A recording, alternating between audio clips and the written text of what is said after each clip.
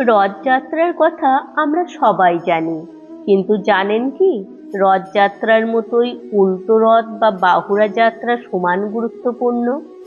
অনেকেই শুধু রথযাত্রার দিন উৎসব পালন করেন, অথচ উল্টো রথের আধ্যাত্মিক মাহাত্ম্য সম্পর্কে জানেন না। আজ আমরা জানব উল্টো রথের কিছু অজানা রহস্য, যা শাস্ত্র, ঐতিহ্য এবং ভক্তদের বিশ্বাসে বিশেষভাবে উল্লেখযোগ্য। প্রথমেই জেনে নেওয়া যাক উল্টো রথ কি। রথযাত্রার দিন শ্রী জগন্নাথ, বলভদ্র ও সুভদ্রা শ্রী মন্দির থেকে গুন্ডিচা মন্দিরে যান। সেখানে কয়েকদিন অবস্থান করার পর তারা আবার নিজ গৃহ অর্থাৎ শ্রীমন্দিরে ফিরে আসেন। এই প্রত্যাবর্তনকেই বলা হয় বাহুড়া যাত্রা বা উল্টো রথ।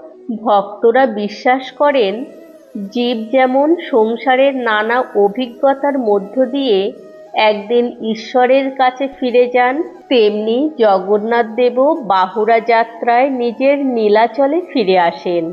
তাই উল্টো রথ শুধু একটি উৎসব নয়, এটি জীবনের গভীর আধ্যাত্মিকতার প্রতীক। লোকবিশ্বাস অনুযায়ী রথযাত্রার দিন দর্শন যেমন পুণ্যদায়ক, তেমনি বাহুড়া যাত্রা দর্শনও অত্যন্ত শুভ। অনেক ভক্তের বিশ্বাস, এই দিনে আন্তরিক ভক্তি ভরে জগন্নাথ দেবের দর্শন করলে জীবনের বাধা দূর হয় এবং ঈশ্বরের বিশেষ কৃপা লাভ হয়। গুন্ডিচা মন্দিরে যাওয়ার সময় জগন্নাথ দেব লক্ষ্মী দেবীকে সঙ্গে নিয়ে যান না, তাই মা লক্ষ্মী অভিমান করেন। এই ঘটনার স্মরণে পুরীতে পালিত হয় বিখ্যাত হেরা পঞ্চমী উৎসব। পরে যখন জগন্নাথ দেব ফিরে আসেন, তখন লক্ষ্মী দেবীর সঙ্গে তার পুনর্মিলন হয়।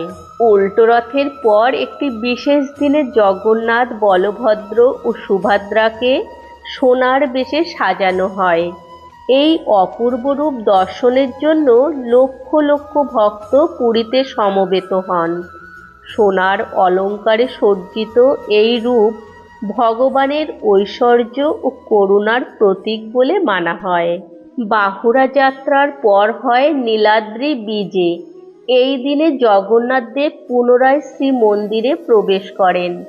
কথিত আছে, মা লক্ষ্মী প্রথমে দরজা খুলতে চান না, পরে জগন্নাথ দেব তাকে প্রিয় রসগোল্লা নিবেদন করলে লক্ষ্মী দেবী সন্তুষ্ট হন এবং মন্দিরের দ্বার উন্মুক্ত হয়। এই ঐতিহ্য থেকেই উড়িষ্যায় নীলাদ্রি বীজে ও রসগোল্লার বিশেষ সম্পর্ক গড়ে উঠেছে। উল্টো রথ আমাদের শেখায়, যত দূরেই যাই একদিন নিজের আসল আশ্রয়ে ফিরতে হয়। ঈশ্বর কখনো ভক্তকে ত্যাগ করেন না।